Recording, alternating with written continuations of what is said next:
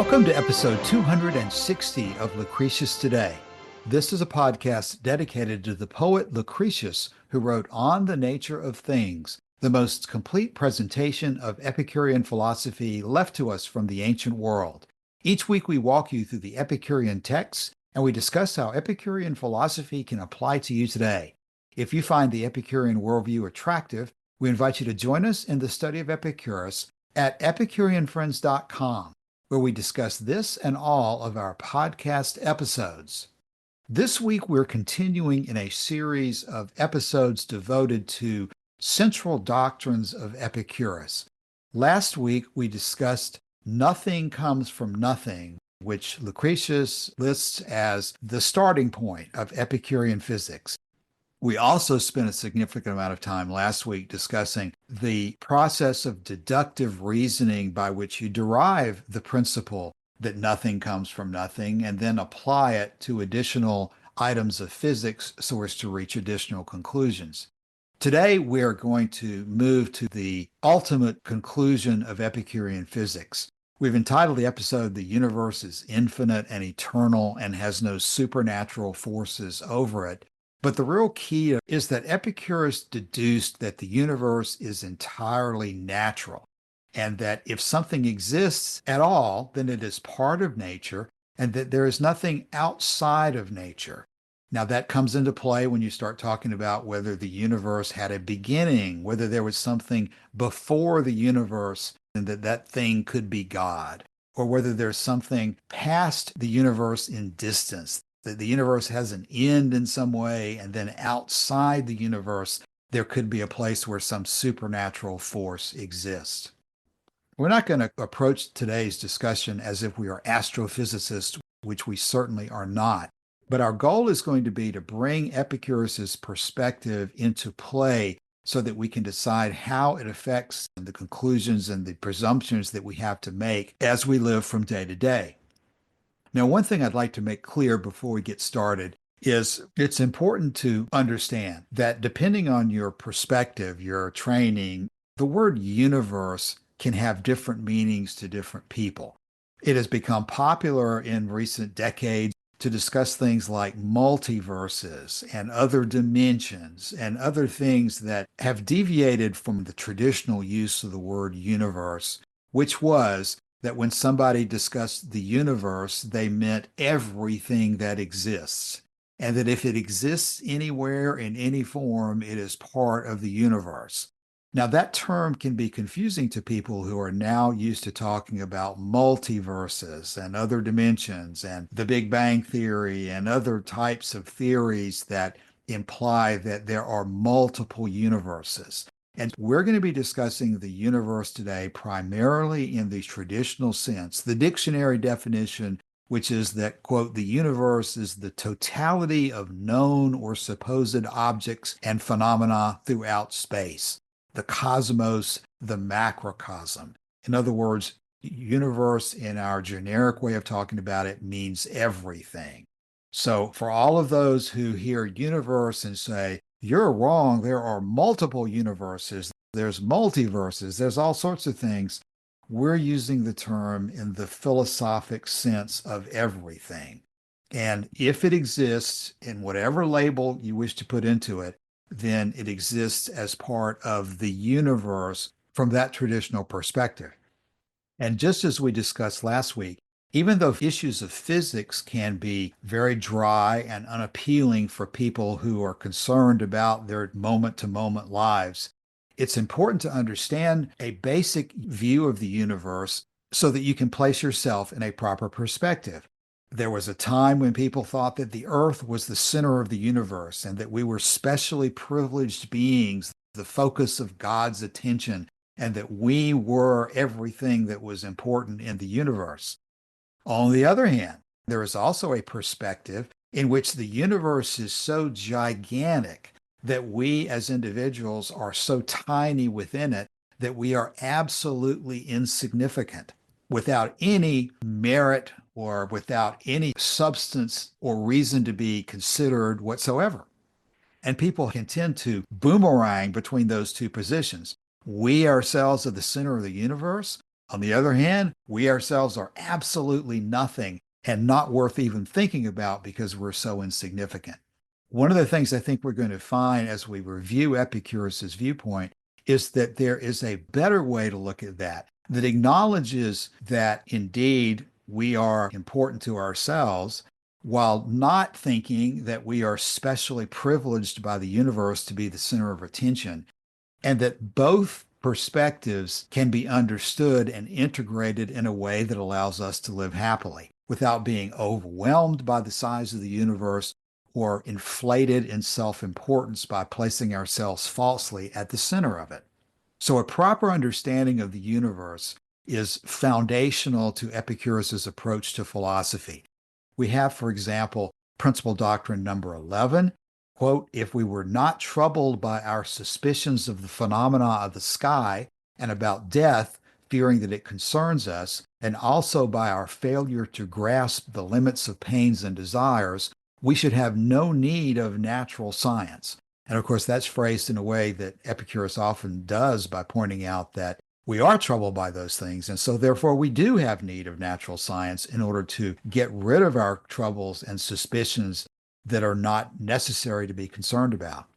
Principal doctrine number 12 says, quote, a man cannot dispel his fear about the most important matters if he does not know what is the nature of the universe, but suspects the truth of some mythical story. So that without natural science, it is not possible to attain our pleasures unalloyed. And while some people will argue that, well, these physics are not necessary for me to understand because I don't have these concerns, and so therefore, why should I bother with them? Well, Epicurus is making the point that ultimately you can't expect to live for long without coming into contact with these concerns, and that the best way to deal with them, therefore, is to be prepared for them and have an understanding so that you can hope to achieve your pleasures unalloyed and avoid unnecessary concerns that are definitely going to come your way at some point, even if they're not confronting you now. So today we're going to tackle the question of whether the universe had a beginning in time and has an ending in space, and go over some of Epicurus's positions about that. The last thing I'd quote before we go further from Lucretius book 5 around line 1194.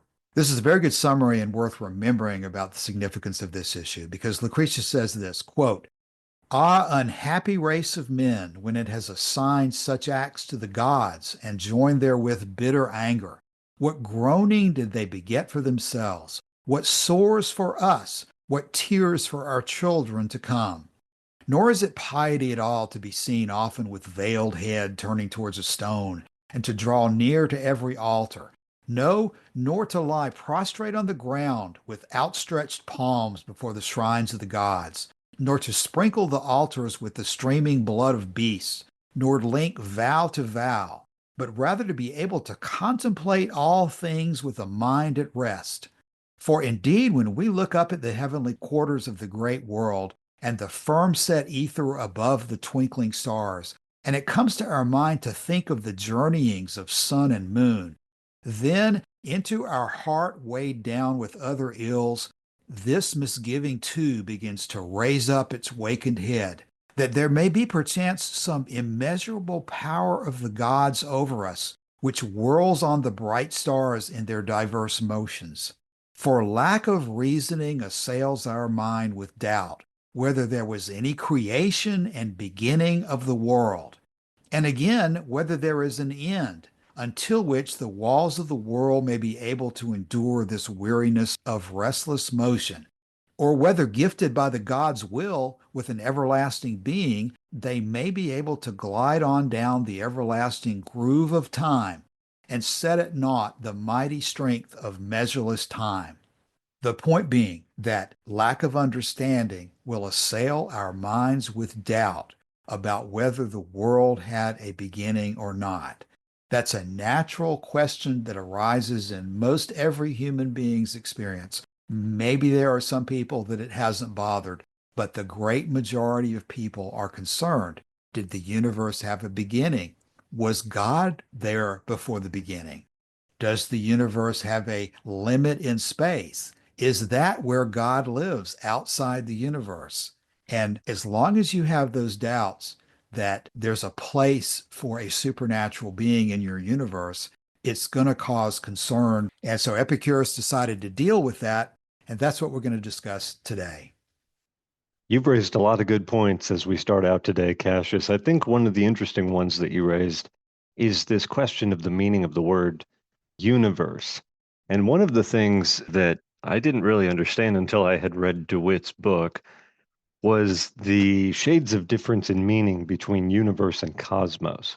Cosmos, it turns out, is not merely another word for universe, but it is the universe considered as a well-ordered whole. The reason this is important is because in Greek mythology, everything that exists starts in chaos. This is the original state. And cosmos, or order, is something that is applied to chaos in order to make a universe possible to live in. For Epicurus, the universe has always been a cosmos. It has always been well ordered.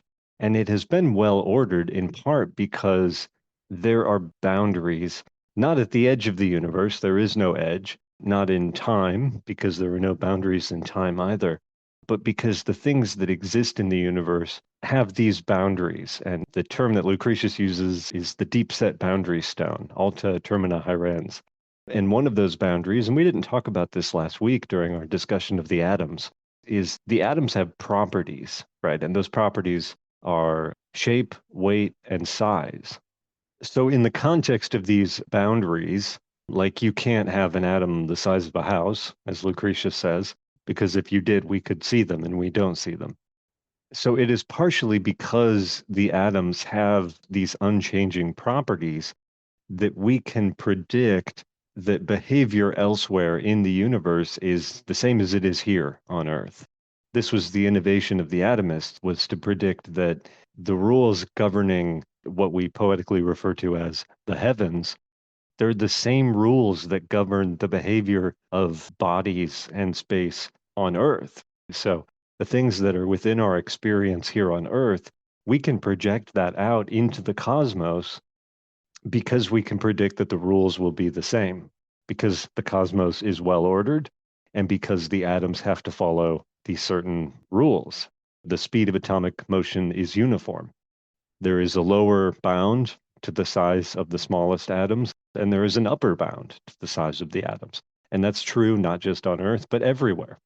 It also occurs to me to say that in the context of a discussion about the universe, we have to deal with Epicurus's discussion of worlds, I think, just a little bit. Epicurus, as you said in your introduction, Cassius, is not thinking of a multiverse. What he's thinking about is one contiguous infinite space or void, but suspended in that void, in that space, there are particular congregations of atoms, like the ones that we see in our experience, the ground that we're walking on, the air that we breathe, the stars overhead and the planets overhead. And we know, because again, the universe can be predicted in that way, because it has these certain basic rules, that if we go, a trillion light years in any given direction, we're going to come to another quote unquote world eventually. Epicurus's word for this was cosmoi. These cosmoi are not separate dimensions or universes, but they are separate congregations of atoms in different parts of space. It's important to mention this mostly because when we talk about there being many worlds in the context of Epicureanism, that is a very different discussion to the context of modern physics. And that's a point that you made in your introduction, Cassius. And we probably don't need to go on too long about it. But everywhere you go, it's atoms and void in nature. The title of Lucretius's poem is De Rerum Natura. Rerum is an inflection of res, R-E-S, and res simply means a thing, an object that exists in nature. That's what res is. And so his poem is about the nature of these objects. And you can have these objects in the form of compound bodies, like the table in front of me, but always reducible to a minimum point at the level of the atom.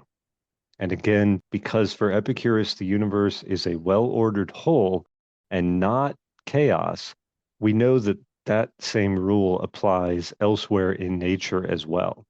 And so when we see in the opening of Book One, this image of Epicurus, this very poetic image of Epicurus, climbing over the flaming ramparts of the world and breaking nature's hold asunder, as it's poetically put by Lucretius, he's talking about the ability to notice what's going on Earth and to project with your mind that behavior out elsewhere into the cosmos.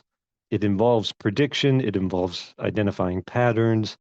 It is not prophetic, and it does not require us to travel to other parts of the universe because the universe is a well-ordered whole. And so what we observe on Earth, we expect to find very similar kinds of things elsewhere in nature. I think that's the main point of what I'm trying to get across here as we begin.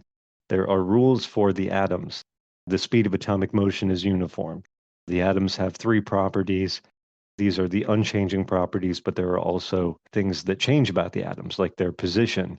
And on the cosmic level, the level of the universe itself, it also has rules. And those rules are, it is infinite in extent. The number of the atoms is infinite, and the age of the universe is eternal in both directions.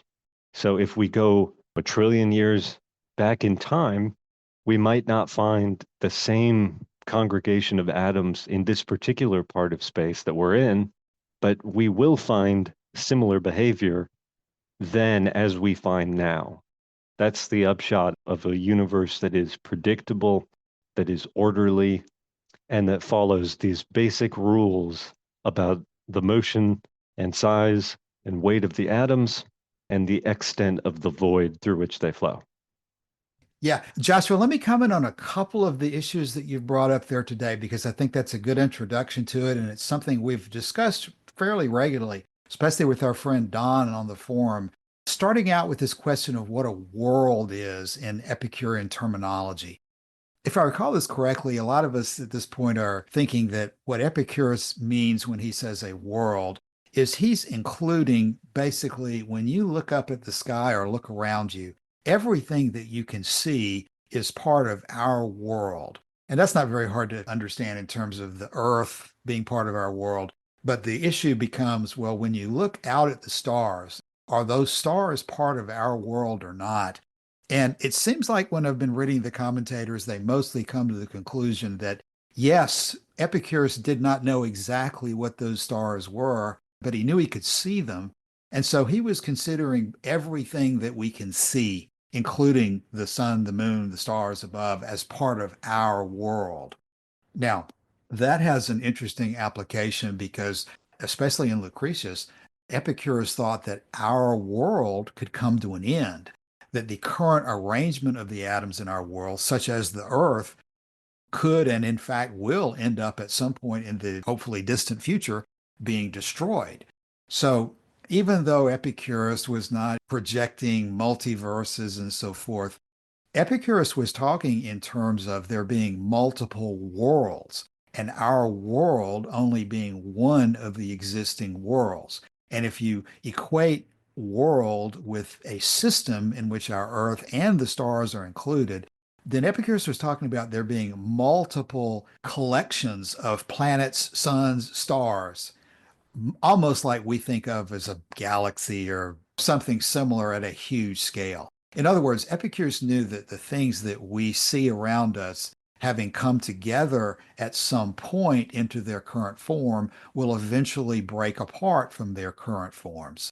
And so that's one reason why I would not recommend that any Epicurean get too wedded to Big Bang, steady state, whatever the latest theories are, because all that Epicurus really knows is that the things he can see have a certain set of properties that go along with them. Now, you also mentioned that we would expect that the things in other worlds would have a relationship to the things that we see here in this world, and I think that's correct. Epicurus also said that there's life on other worlds, that some life will be like ours and some will not be like ours. Some planets, some worlds will be like ours and some will not be like ours. So it gets really interesting as to what exactly we can predict about the nature of other worlds given our own world. That's an issue that Philodemus explores in his book on signs or on methods of inference, because that's where you end up with that logical question of to what extent can you expect other things that you do not know to reflect or be similar to the things that you do know? And of course, that's one of the biggest questions of all. It concerns atoms. We can't see or touch atoms, but we can deduce certain things about them. We can't see or touch these other worlds, but we're deducing certain things about them. And I wouldn't want anybody to think that Epicurus was taking the position that just because water freezes at 32 degrees Fahrenheit in our world, that means it's always going to freeze at that level in another world. Just like here, the boiling or freezing point of water, I think, can be affected by pressure and other circumstances that are involved. And Epicurus is not an astrophysicist to the point of making predictions about the specific natures of other worlds. He's not so narrow-minded as to think that every planet is going to be exactly like the Earth. On the other hand, this principle of infinity that is part of what we're talking about today, that the universe has no boundaries in space or in time for that matter, that in an infinite universe, you are going to have exact repetition in addition to repetition that's slightly different and then variations that are very different. So again, Epicurus is bringing to bear on questions of natural science a logical approach that starts with the evidence that we have available to us and then takes that evidence and projects it in a reasonable way to make predictions about things that we cannot see. Importantly, also remembering that there are limits to what we can project. For example, in terms of the nature of the stars, we are limited in the information we have. And so therefore we have to accept that there are multiple possibilities that can explain what is going on and not arbitrarily get attached to a single explanation when we don't have enough evidence to say that the single explanation is the only thing that can occur. What we can deduce from atomism will help us be confident that everything is ultimately reducible to atoms, but he's not going to tell us for sure that some particular configuration of atoms is impossible on all worlds. The main point is that our observation teaches us that everything is composed of atoms and void. Everything that exists has a natural basis in atoms and void. We haven't seen every combination of things that could exist and that can exist, but if it exists, it is a combination of atoms and void. This can be looked upon as a parallel between pleasure and pain. Epicurus takes the position that if you have pleasure, you do not have pain, and vice versa. That's what's going on with the atoms and the void as well. If you're talking about any aspect of existence, it is made up of either atoms or void. If you look at any aspect of life in a human context, it is made up of either pleasure or pain. This perspective gives you a way to analyze everything that is going on around you, in that if indeed it exists, then it is part of nature. It is atoms and void. If in fact you are conscious of anything at all, then what you are feeling is either pleasure or pain. Epicurus is taking a very high-level logical approach to both of these two topics.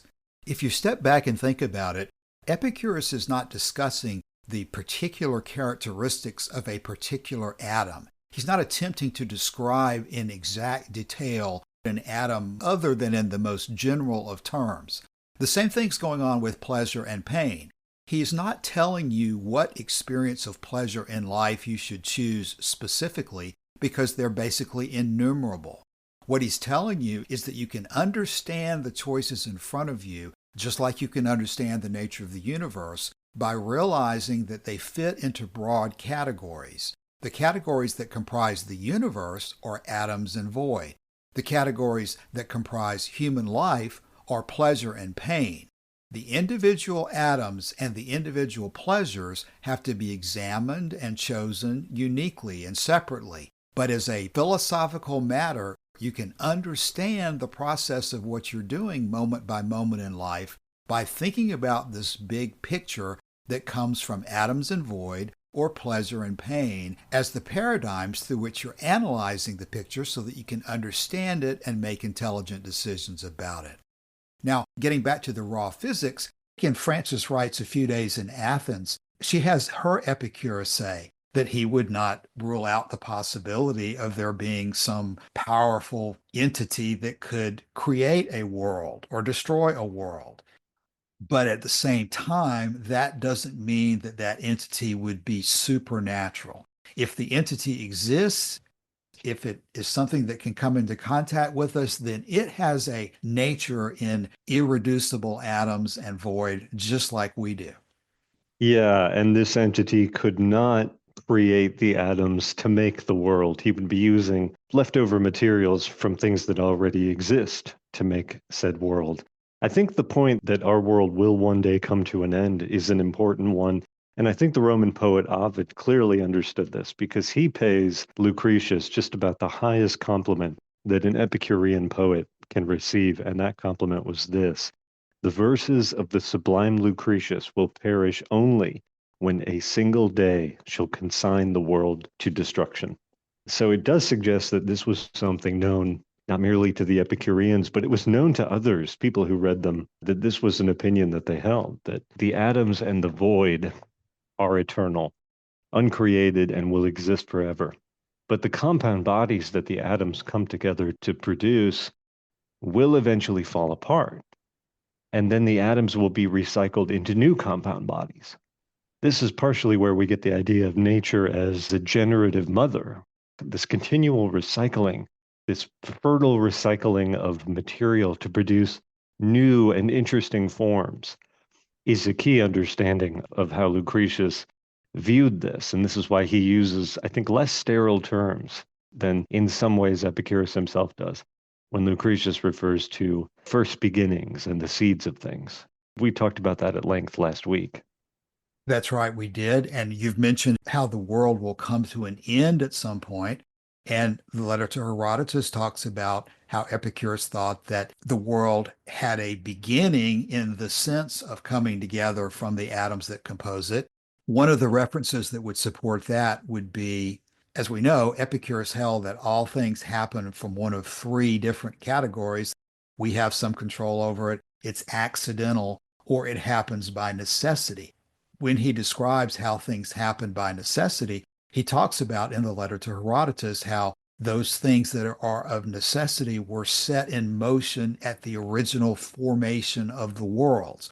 That's found at the letter to Herodotus, section 77, where Epicurus says, quote, "Therefore we must believe that it is due to the original inclusion of matter in such agglomerations during the birth process of the world that this law of regular succession is also brought about."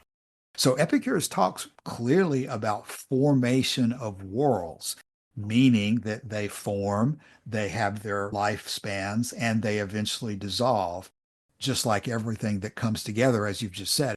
If any set of atoms comes together to form a body, it is our general experience that that body will eventually break apart into its constituent atoms. Now, not to get off on the gods issue again, but that's one of the very interesting things about the issue of Epicurean gods is that Epicurus had to deal with this general rule that if something comes together into the form of a body, it eventually breaks apart.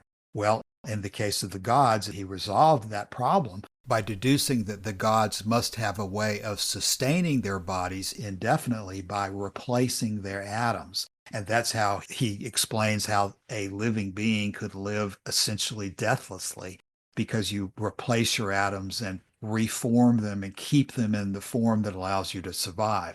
But in general, Epicurus is taking a position that I think is very consistent with what most modern scientists take, that the universe is constantly changing its form and that our world, whether you want to call that a galaxy or our part of the universe or whatever, is constantly changing and will eventually break apart. but it won't break apart into nothing.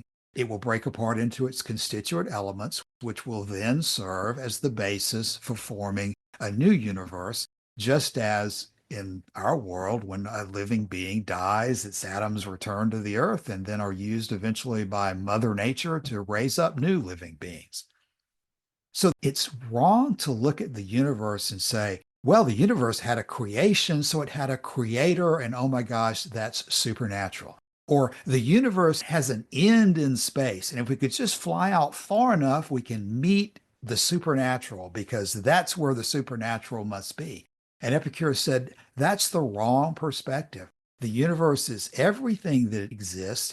Everything that exists is composed of the atoms, which, as you were mentioning last week, Joshua, it's these atoms and the way they combine and so forth that takes the place in Epicurean understanding of the universe, the place that these supernaturalists assign to the supernatural. They think that the supernatural is required in order to force the atoms to do and produce the things that we see around us, when Epicurus is saying, no, there is no need for this outside force. There is no reason to shackle yourself with the idea of a supernatural force above you when the atoms of the universe have the capacity on their own to produce all of the things that we see around us and to produce we ourselves, and that's the natural scheme of things. This is a constantly renewing, constantly circular process of things coming into being, having lifespans, going out of being back into their constituent atoms, and over again eternally. That makes much more sense than any supernatural explanation, because that's what we see going on around us all the time. This cycle of life and change back and forth from the constituent parts to its bodies forever. That is what we see. This gets back to the logical part of what we were talking about a minute ago. That's the process that we see. We have never seen any other process other than this circular motion and change of the atoms. Why would you ever want to suggest the possibility that something that you've never seen, that you have no reason to bring into the picture, all of a sudden could just take the place of everything else that you have seen?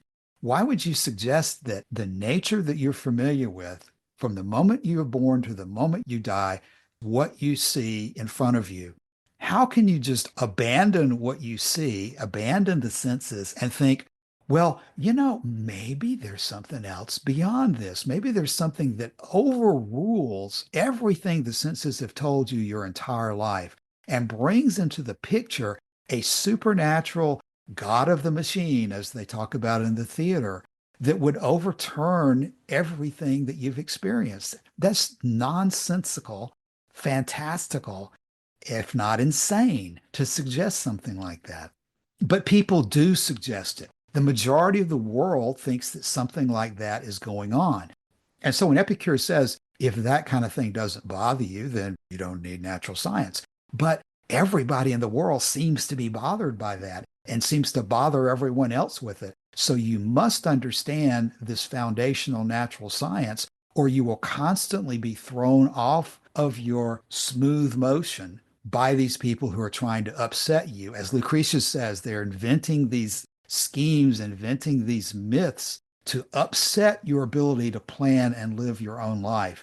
That's why all this is so important. That's what Lucretius says when he launches into all of this at the very beginning of his poem. The priests are even now spinning new tales to upset you and to make you doubt that the natural universe around you is reliable and that your senses are capable of understanding it. And we're not just talking about the priests of the conventional religions. We're also talking about other philosophers who have come to some kind of a skeptical position that knowledge is impossible. The authority I like to cite on this point is Fragment 5 from Diogenes of Oinoander, where he says, quote, "Others do not explicitly stigmatize natural science as unnecessary, being ashamed to acknowledge this, but use other means of discarding it. For when they assert that things are inapprehensible, what else are they saying than that there is no need for us to pursue natural science? After all, Who will choose to seek what he can never find? Now, Aristotle and those who hold the same peripatetic views as Aristotle say that nothing is scientifically knowable because things are continually in flux, and on account of the rapidity of the flux, evade our apprehension. We, on the other hand, we Epicureans, acknowledge their flux, but not its being so rapid that the nature of each thing is at no time apprehensible by sense perception. So Diogenes of Ornoander is explaining that these attacks at your ability to live happily are going to come from many different sides, many different types of people who are intent on upsetting your confidence in your ability to live your own life. They're spinning these tales, they're constantly throwing them at you, and you have to be prepared to understand why they are wrong, how they are manipulating you, and to reject that for the nonsense which it really is. I think it's important to consider how radical, in a sense, these ideas were for the ancient Greeks. And even though Epicurus never came under threat in Athens of being indicted or charged or imprisoned or exiled, this was the fate of other philosophers who were trying to understand the universe in natural terms. Anaxagoras had proposed that the sun was not a god, it was a mass of blazing hot metal larger than the Peloponnese. And for this, he was threatened by the Athenian government and went into exile in Lampsacus. There was another thinker named Aristarchus, and we don't know much about Aristarchus, but Archimedes, in his book, The Sand Reckoner, mentions Aristarchus and his view on the cosmos. And this is what he has to say, because this makes a point that for many Greeks at the time, including many Greek philosophers at the time, particularly of the Platonic or Peripatetic school, these weren't just physical ideas. These ideas had theological implications that were considered to be dangerous if they were allowed to spread. And so Archimedes, in his book, The Sand Reckoner, has this to say, and I'm reading this from The Rise and Fall of Alexandria by Justin Pollard and Howard Reed. Archimedes says this, quote, "But Aristarchus has brought out a book consisting of certain hypotheses, wherein it appears, as a consequence of the assumptions made, that the universe is many times greater than the, air quote, universe just mentioned.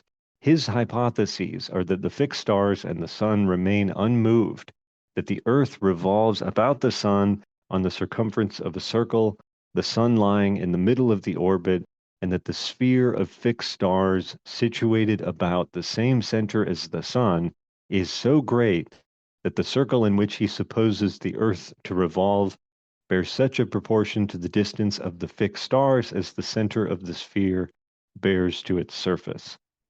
That's a bit convoluted, but it contains a dangerous idea. And the idea is that the earth itself, as a physical body, is capable of motion through space. In the letter to Pythocles, Epicurus talks about eclipses and how the interposition of the earth between the sun and the moon is one possible way to explain a lunar eclipse. And the interposition of the moon between the earth and the sun is one possible way to explain a solar eclipse.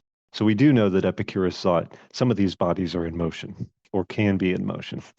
But Plutarch records the response to Aristarchus's idea of the cosmos, and he puts the comment in the mouth of Cleanthes. It says this, quote, "Plutarch would later comment that Cleanthes thought it was the duty of the Greeks to indict Aristarchus of Samos on charges of impiety for putting in motion the hearth of the universe, i.e., the earth, this being the effect of his attempt to save the phenomena by supposing heaven to remain at rest and the earth to revolve in an oblique circle while it rotates at the same time about its own axis." There's a story, I think, about Galileo where he was forced to recant, and the myth or legend is that even while he was recanting, under his breath, he was muttering, it moves, the earth moves.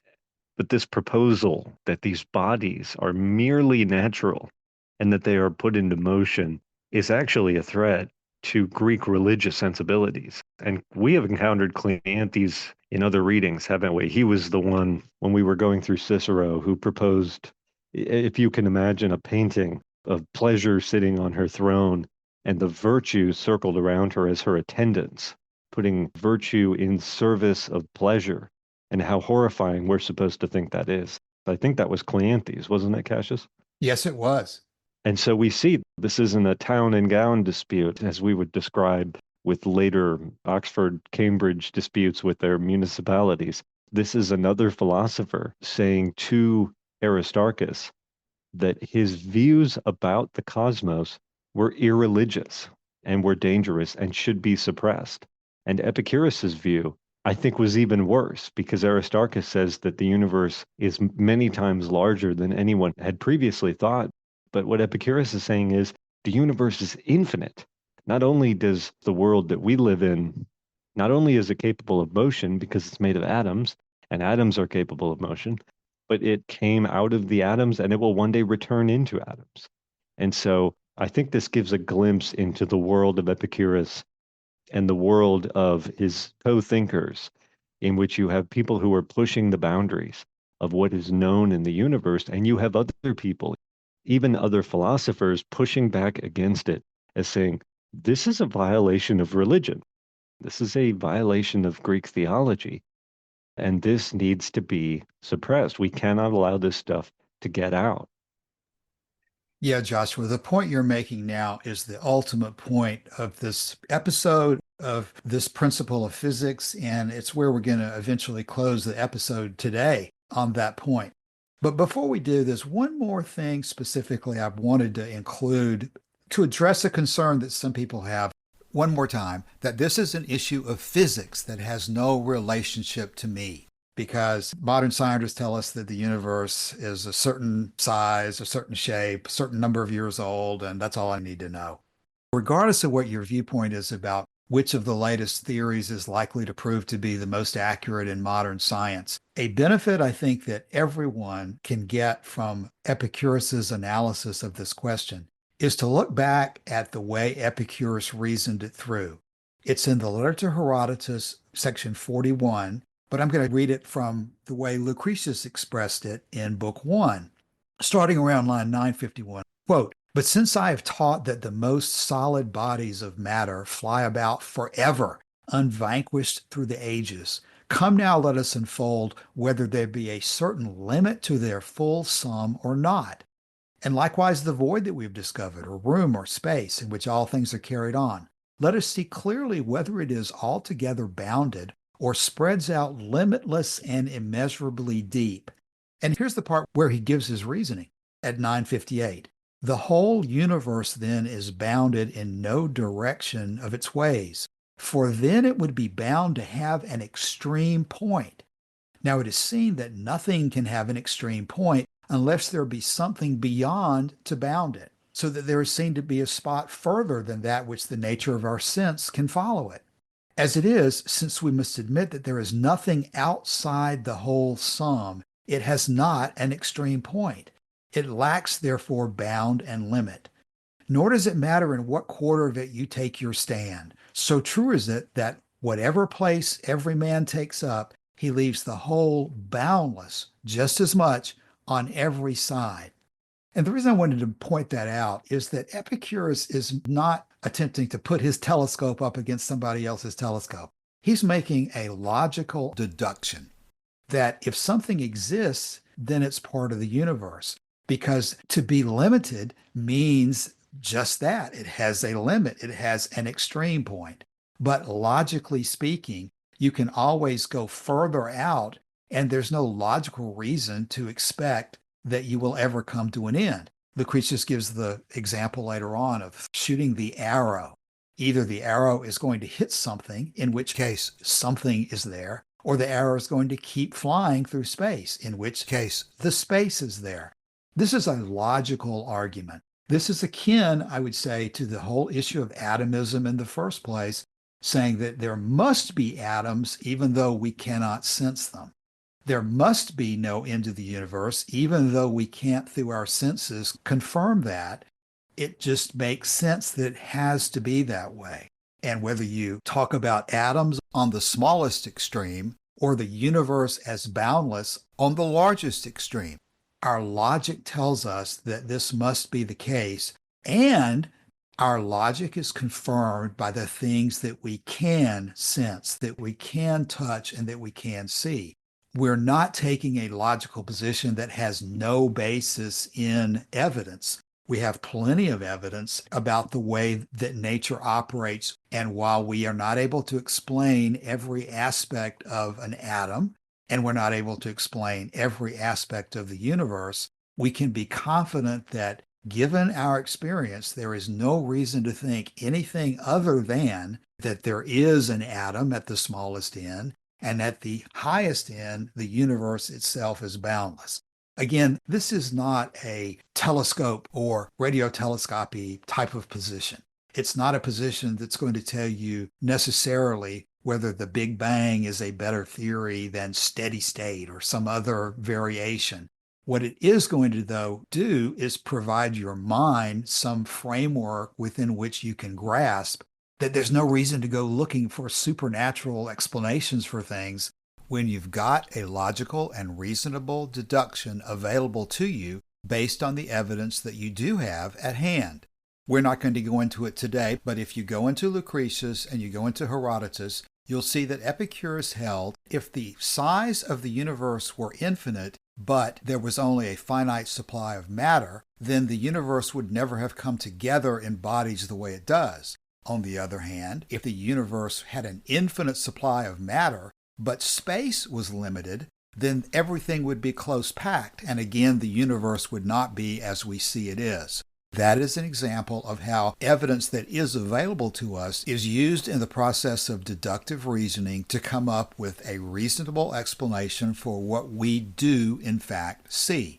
And so that type of reasoning, which is very similar to what we discussed last week in terms of how we deduce nothing comes from nothing by thinking about, well, maybe things can come from nothing. Do we see X, Y, and Z happening if things can come from nothing? Well, no, we don't see that happening. And so therefore we conclude that everything comes from something and that something cannot come from nothing. We validate our conclusions by testing them against the evidence that is available to us. The same type of analysis is being applied here to the question of whether the universe as a whole had a beginning that could have been caused by God, or whether the universe as a whole has a limit in space outside of which a supernatural God could live.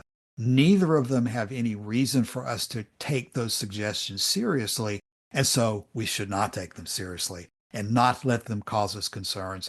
We should go about our lives ordering our day-to-day decisions, our choices and avoidances, according to the things that our senses do make available to us to test, and not worrying about things that have never come to the attention of our senses in the past. That's why the principle that the universe is infinite and eternal is significant, because that gives you the framework to understand why and to be confident of the conclusion that the universe has no supernatural forces over it. So there's so much that we could be discussing about the details of these issues, but only so much that we can include within the confines of one episode of the Lucretius Today podcast. Before we end, though, Joshua, closing thoughts for today. You know, it occurs to me, Cassius, we opened today with the discussion of the meaning of the word universe and what should we take that to mean. And kind of the takeaway is it's everything that exists, everything that has existence, everything that is reducible to the atoms. And I find that in one of Robert Frost's poems, he has a very interesting way of explaining this. He takes a line from an earlier poet, Walter Savage Landor, and that line is, "Nature I loved, and next to nature art." And in his poem, Lucretius versus the Lake Poets, he extends the theme of that one line from Landor's quatrain. And he says this, "Dean, adult education may seem silly. What of it, though? I got some willy-nilly the other evening at your college deanery, and grateful for it, let's not be facetious, for I thought Epicurus and Lucretius by nature meant the whole goddamn machinery. But you say that in college nomenclature, the only meaning possible for nature in Landor's quatrain would be pretty scenery, which makes opposing it to art absurd, I grant you, if you're sure about the word. God bless the dean and make his deanship plenary. So the point that he's making here is that we have this understanding of nature in its many different senses. The sense of the trees, and when you go outside and you take a walk through the woods, that you're going out into nature. What we don't often think is that even sitting in the chair in your living room, sitting at your coffee table, drinking your morning cup of coffee as I am now, you're in nature. I think it's a matter of perspective in some senses. We have to continually remind ourselves of our position in the world and in the cosmos, in the universe. And Epicurus is able, I think, to do that. And he says in several places that this is actually not just a habit of his, this is one of the most important aspects of a life cultivated toward happiness, toward pleasure. As he says in the letter to Herodotus in section 37, since the method I have described is valuable to all those who are accustomed to the investigation of nature, I, who urge upon others the constant occupation in the investigation of nature and find my own peace, chiefly in a life so occupied, have composed for you another epitome on these lines, summing up the first principles of the whole doctrine. For Epicurus, this is not something to do from time to time. He says that his own peace he finds chiefly in a life occupied in the investigation of nature. We should spend more of our time doing this. And I think that's a goading that we could all use from time to time, I think. And it helps, as we're doing now in this series of episodes, to go through these, even though we've done it 100 times before, and we'll do it 100 times again. It's helpful to focus your attention on this stuff. That's a great way to close, Joshua, and a good reminder of something that we're constantly dealing with in studying Epicurean philosophy. Does the word nature mean pretty scenery, or does it mean the whole goddamn machinery? Does the word pleasure mean sex, drugs, and rock and roll, or does it mean every feeling which is not pain? Does the word virtue mean a tool for achieving pleasure? Or does it mean some kind of an absolute goal that is an end in itself and is its own reward? Epicurus is a philosopher. He's not a magician. Neither he nor any other philosopher can change the facts of your existence, but what they can do is give you an understanding so that you can work with the facts of your existence and change them for the better to live a happier life. If you look to Epicurus as if he's some kind of a magician, then you're doing what the religionists do and you're looking for the supernatural, and that just does not exist.